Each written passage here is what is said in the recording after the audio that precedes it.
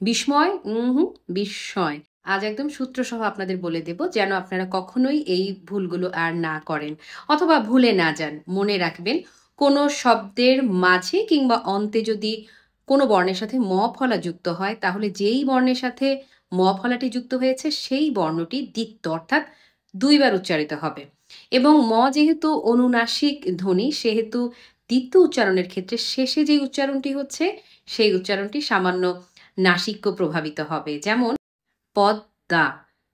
কিন্তু মনে রাখতে হবে ম ফলাটি যদি গ, ঙ, ত, ন, ম, ল এদের সাথে যুক্ত হয় সেক্ষেত্রে কিন্তু আর ম ফলার যে উচ্চারণটি আছে সেটি কিন্তু আর বদলে যাবে না। মানে সেটি একদমই অবিকৃত থাকবে। অর্থাৎ ম ফলার স্পষ্ট উচ্চারণ হবে।